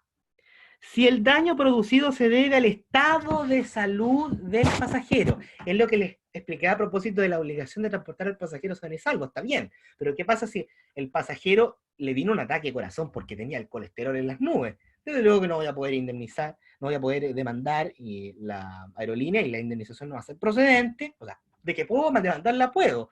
De que deberían concederla, no. ¿Por qué? Porque se debe exclusivamente al estado de salud del pasajero. No es causalmente imputable al incumplimiento de que se trata.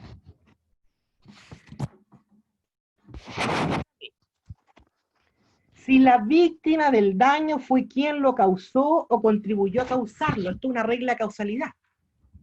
Es decir, si esto es como el hecho de la víctima o el hecho del acreedor. en definitiva. Si él contribuyó a su propio daño, o bien fue autor exclusivo, entonces, ¿por qué tiene que haber indemnización? ¿Ya? O sea, falla la causalidad también. Y en tercer lugar, letra C, si el daño es consecuencia de un delito del que no sea autor un tripulante o dependiente del transportador o explotador. Y es aquí, en esta norma, donde he sostenido en mi memoria, que las aerolíneas no son responsables por los daños que causen los ataques terroristas. Porque los terroristas, ¿cierto?, que no son ni dependientes de la aerolínea, no están a cargo de ellos, no son sus comisionados, pero cometen un delito. Entonces, no puedo imputarle yo a la aerolínea el delito terrorista si la ley aquí, desde luego, exonera si es que el daño fue producido o a causa de un delito que no fue cometido por los agentes de la aerolínea. ¿Se fijan? Aunque, desde mi perspectiva, sin esta norma, la letra C del 146, igual no podría demandarse a la aerolínea por daños por delitos terroristas, porque a mi juicio está fuera del ámbito de resguardo del contrato. ¿Por qué? Porque este control de seguridad es una tarea de la policía, no una tarea de la aerolínea. Ahora, si hilamos fino, la letra A, B y C, ¿qué son? Son casos fortuitos, pero particularizados. O sea, aquí el legislador nos dice, casos fortuitos en general no, pero hay unos ciertos casos fortuitos, ¿cierto? ¿Por qué? Porque son imprevisibles, porque son irresistibles, y para encima porque están fuera de la esfera de control del deudor. Es decir, cumple con el requisito de ajenidad o exterioridad, ¿ya? Porque uno podría decir, hoy el COVID-19, la pandemia, ¿es imprevisible? Para mí no. Por supuesto que no, porque todos saben que hay que tomar medidas, todos saben que hay un alto tasa de contagio, que la virulencia es tremenda, en fin. Entonces no podríamos decir que la pandemia o los actos de autoridad o la pandemia generada por COVID-19 es un caso fortuito para estos efectos. Ojo, sí lo puede ser para la cancelación. Porque desde luego que el transportador aéreo no pudo prever que habían o iban a haber actos de autoridad que iban a cerrar las fronteras, por supuesto. Ahora, hoy día sí, estoy hablando de vuelos comprados en el pasado, porque si ustedes compran un vuelo ahora, todas las aerolíneas están ofreciendo tarifas con fechas flexibles. ¿Por qué? Porque saben que es previsible que el vuelo no se pueda realizar. Pero yo me estoy refiriendo a los vuelos que se compraron antes de la declaración de estado de excepción, en fin. Entonces ahí sí no es imprevisible. Hoy día la COVID-19 es una cuestión que es totalmente previsible. Totalmente previsible. Bien. Luego el artículo 147, que es el que regula el retardo. Antes que se me vaya, el artículo 145 señala que se presume pasajero a todo aquel que esté a bordo de la aeronave al momento del accidente. Imagínense que hay una persona que ingresó un polizón, pongamos, y hablemos de un polizón. Se metió ahí se introdujo en la aeronave ilícitamente. Y no pagó. ¿Puede obtener indemnización? La ley establece que se presume pasajero. Hay un autor que señala que esta norma habilitaría a sostener de que no es necesario un contrato de transporte aéreo para requerir la indemnización por muerte o lesión. Desde mi perspectiva, estoy en desacuerdo con esa interpretación, porque la única forma de adquirir la calidad de pasajero conforme al artículo 142 es a través de la suscripción del contrato de transporte aéreo. Por lo tanto, la interpretación que propongo es que el artículo 144 lo que hace es presumir el contrato. Y por eso que se entiende pasajero a cualquier persona que esté al momento del accidente. ¿Ya? Así que yo pienso que es más coherente esa forma, porque esta responsabilidad es contractual. Y si me dicen que no preciso contrato, bueno, entonces pongámosle esta contractual, pero el artículo 142 es claro, que esta es responsabilidad de carácter contractual. El artículo 147, como les decía, es la única hipótesis de responsabilidad subjetiva. ¿Por qué? Señala, la indemnización por retardo en la ejecución del transporte de pasajeros no excederá a las 250 UF, algo así como 7 millones, para cada uno de ellos, ¿ya? Para cada pasajero. Sin embargo, No procederá esta indemnización si el transportador probare que adoptó las medidas necesarias para evitar el hecho causante del retardo o que le fue imposible tomarlas, que le fue imposible adoptarlas. ¿Qué es esto entonces? Aquí, desde mi perspectiva, hay una presunción de culpa. Porque dice, el aerolínea es responsable. Es responsable si es que prueba que aún tomando las medidas no pudo, es decir, si prueba que fue diligente o que le fue imposible tomar las medidas, caso fortuito. Entonces aquí hay una responsabilidad subjetiva con presunción de culpa. Pasa lo mismo, esta norma es exactamente igual a la norma del artículo 19 del Convenio de Montreal. Son iguales. Entonces es responsabilidad subjetiva con presunción de culpa, salvo que pruebe que fue diligente o bien que acaeció un caso fortuito. Aunque no dice el término caso fortuito, desde mi perspectiva se entiende que está invocándolo, porque aquí señala que si prueba que fue imposible hacer algo. Eso es, que nada, me evoca al caso fortuito. Luego la responsabilidad por equipaje, que ya les comenté a rasgos generales, que es pérdida, avería o destrucción. Lo que sigue después, a muy, muy grandes rasgos, responsabilidad por daños a terceros en la superficie, es responsabilidad objetiva, ¿ya? Y, ¿cómo se puede exonerar el transportador o el propietario de la aeronave si daña? Estamos pensando,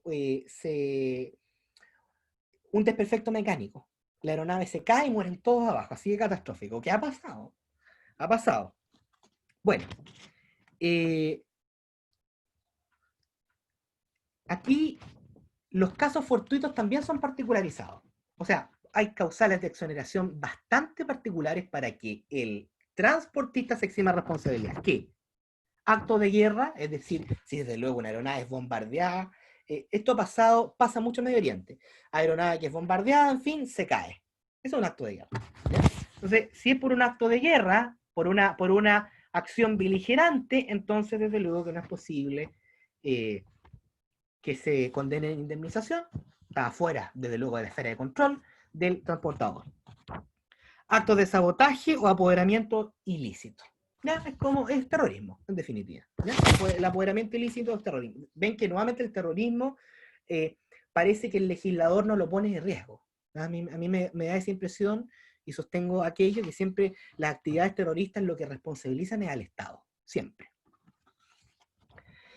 El artículo 157 nos da una regla muy interesante en la responsabilidad por daño a tercero en la superficie. Nos dice que si los daños causados por la superficie aún son solamente del explotador, también es solidariamente responsable el propietario. Aquí estamos fuera del ámbito de aplicación del artículo 100, el que nos decía, bueno, el explotador tiene que inscribir el contrato, el propietario tiene que inscribirlo, ¿para qué? Para que no sea solidariamente responsable. Pero aquí la norma está fuera de ese ámbito de aplicación. Es igual y siempre responsable. Porque la norma lo que está privilegiando aquí es que, en definitiva, la persona en tierra sea indemnizada. Eso es lo que le interesa. Y después podrá repetir el uno del otro conforme corresponda. Y los límites de la indemnización, pues está limitada, y ojo, está limitada a todos. Es decir, hay un límite por todos los pasajeros, no por cada uno. Esto es muy curioso. A ver. Y depende del peso de la aeronave. Hasta 30.000 kilos indemniza 5 UF por kilo de aeronave. O sea, 3 por 5, 15, hasta 150.000 UF. Por todos los dañados. Ahora, en lo que excede a 30.000 son 3,75 UF por kilo. Es decir, de los 30.000 a los 80.000. Porque si excede 80.000, la indemnización va a ser de 2,5 UF por kilo. ¿Ya? Esta cuantía parece, yo la verdad no he estudiado este tema en profundidad de esta hipótesis de responsabilidad, pero pareciera que estuviese hablando de una acción colectiva, porque habla o establece una cuantía general para todos los damnificados. No es un límite para cada uno, sino para todos los damnificados. Y señala que si se supera el límite, entonces deberá la indemnización dividirse pro rata de los sujetos dañados. Entonces, ¿Qué es esto? ¿Una acción colectiva? ¿Una acción de interés difuso? No me queda claro, pero ahí está. Luego la responsabilidad por abordaje, no más comentarios al respecto. Y la responsabilidad por terceros por abordaje, es decir, una colisión en el aire, el avión cae, en fin, caen destrozos y se ha damnificado, se rige por las reglas anteriores. Qué interesante tiene las normas de clausura, porque el capítulo 5 del título 9 del Código Aeronáutico establece normas de clausura a propósito de la responsabilidad. Está en el artículo 170. Será causal para eximir o atenuar la responsabilidad el hecho que la víctima del daño fue quien causó, contribuyó a causarlo o se expuso imprudentemente a él. Exposición imprudente, como que toma el concepto del artículo 2330 del Código Civil. Pero aquí la norma, el texto de la norma es más amplio, porque el 2330 del Código Civil lo que dice es que la indemnización queda sujeta a reducción. Y aquí la norma dice, será causal para eximir o atenuar. Es decir, aquí puede haber una exclusión total. Desde luego que no hay duda que si la víctima en sede de responsabilidad extracontractual fue causante de su propio daño, desde luego que ahí no hay indemnización porque falla la causalidad, incluso atendiendo a criterios de causalidad general. Pero aquí la norma no le quita mérito, que era bastante amplia. Aquí como que trasciende, ¿cierto?, desde la compensación de culpa, la causa exclusiva, porque no solo comprende la exposición imprudente, también comprende la culpa exclusiva y la culpa concurrente. ¿Ya? El artículo 171 nos dice que el transportador y el explotador serán responsables tanto de sus propios hechos como lo ejecutado por sus dependientes. Aquí lo que establece el artículo 171 una regla de responsabilidad civil por los auxiliares, o responsabilidad civil del empresario por sus dependientes, si se quiere. Pero esto es una responsabilidad que es contractual. ¿Ya? Y es lógico porque la aerolínea siempre va a actuar por comisionado. La aerolínea no es una persona natural. Necesita, ¿cierto?, a personas de carne y hueso, ¿cierto?, para poder actuar. Entonces, todo lo que significa un incumplimiento y venga de una obra de un dependiente de la aerolínea es como si ella misma hubiese incumplido. El artículo 172 nos da una regla a la cual le dediqué casi toda mi memoria, a esta norma. Y señala lo siguiente, dice: en todo caso, el afectado por el daño podrá demandar una indemnización superior a los límites señalados en el código si probare dolo o culpa del transportador, del explotador o de sus dependientes. Entonces, la responsabilidad es limitada, sí, pero ojo, aquí hay un régimen de responsabilidad dual, porque es objetiva hasta la tarifa o el baremo legal, pero todo lo que exceda a eso puede indemnizarse igualmente si pruebo culpa o dolo. Ahora, a mí me sucede una cuestión que con el tiempo he podido ir comprendiendo. Confieso que antes tenía una opinión preliminar que ahora he ido modificando, pero es respecto al artículo 147. Vimos que la responsabilidad por retardo era con presunción de culpa, ¿cierto? Pero resulta que aquí me ponen una culpa probada. Entonces, si yo me atengo a la presunción de culpa, la responsabilidad es limitada. Pero si yo pruebo la culpa, se excede el límite. Como que me parece incongruente eso. No me queda claro, la verdad. ¿Qué quiso o qué pretende el legislador con eso? Pasa lo mismo en el Convenio Montreal. Respecto al artículo 19 con el artículo 22.5. Como que hay que probar una culpa sobre culpa. Es bien extraño, ¿ya? Pero aquí entonces al final se rige queda bajo la regla de la responsabilidad extracontractual. O sea, si pruebo culpa o dolo, ilimitado. Y yo destacaría por último la regla del artículo 174, pero dice: si dos o más personas fueron responsables de las obligaciones que impone este título, cada uno de ellas estará solidariamente responsable, será obligado a responder solidariamente del pago de la indemnización. Por último, el 175. Las acciones establecidas en este título prescribirán en el plazo de 1 año contado desde el día de los hechos. O sea, la prescripción no es corta, es cortísima. Es cortísima, de verdad, y más encima desde el día de los hechos. O sea, me deja peor que la acción del 2330, que es del momento de la perpetración. Hoy la jurisprudencia está más bien contesta en que es desde que se reúnen todos los elementos de la acción de responsabilidad extracontractual, desde que el daño se puede ver, digamos, se manifiesta. Pero aquí la norma es bastante mezquina, es bastante mezquina. A mi juicio, esto dice relación con la misma naturaleza del tráfico. O sea, el mundo aeronáutico, están las indemnizaciones limitadas porque los daños que puede causar un incumplimiento de un contrato transportero son incalculables, pueden ser incalculables. Entonces, por eso que limita. Claro que si uno se prueba, bueno, ilimitada. Pero el plazo de un año es una prescripción especial de corto tiempo, examen de grado, por lo tanto, no se suspende, ¿cierto?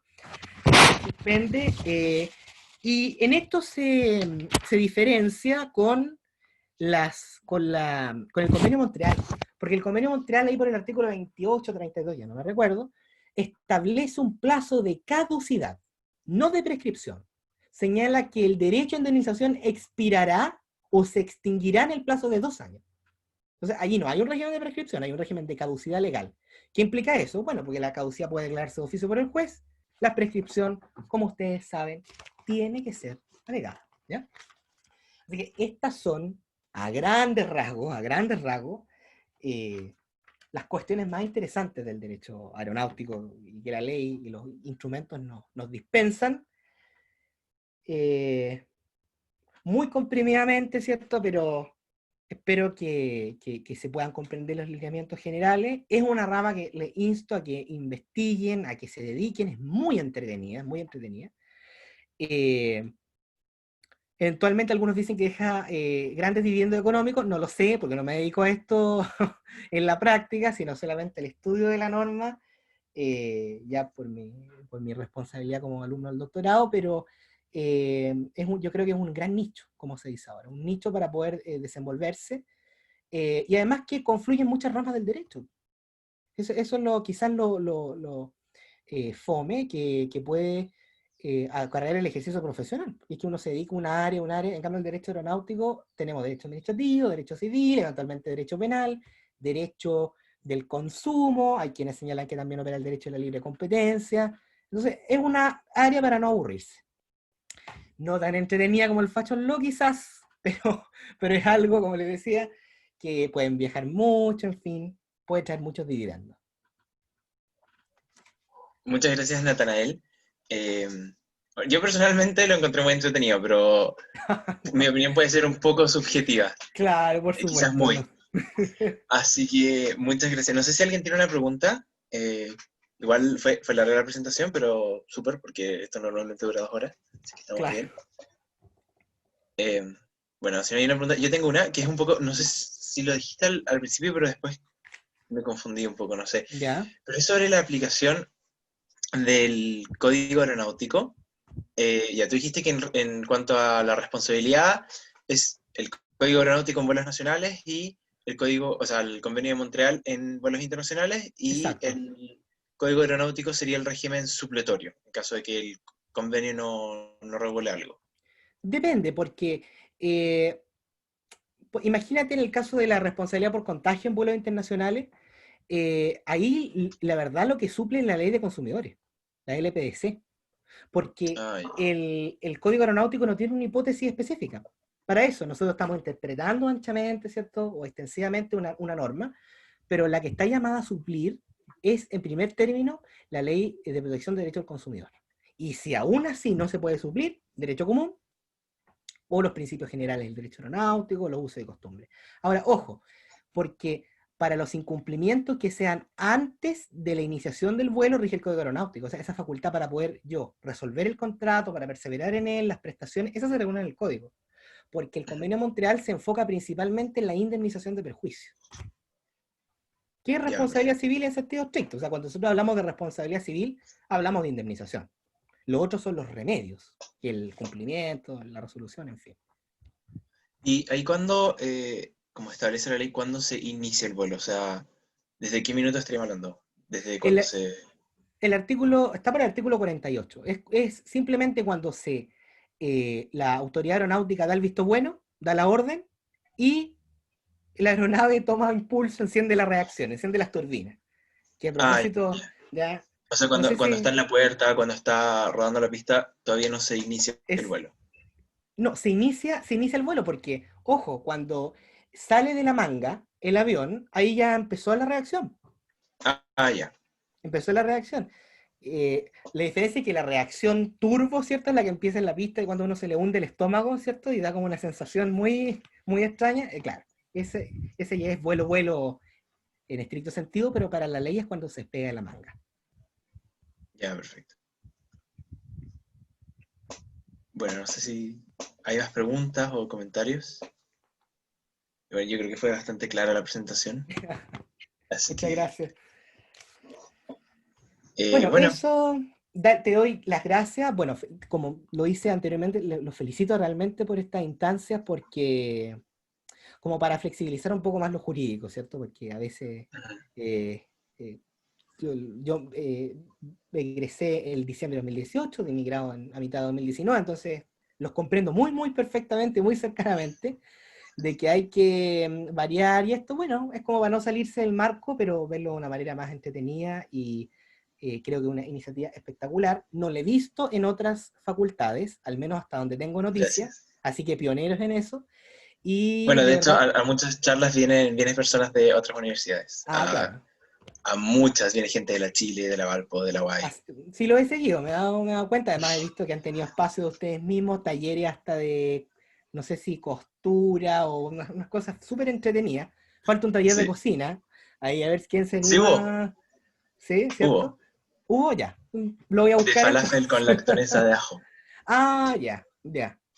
Comida media, o comida más como en línea esa, ¿no? Quizás. Como muy, muy light. Claro, quizás, ¿no? Uno que es amante de la chatarra, bueno, quién sabe, no, pero. No, puede ser.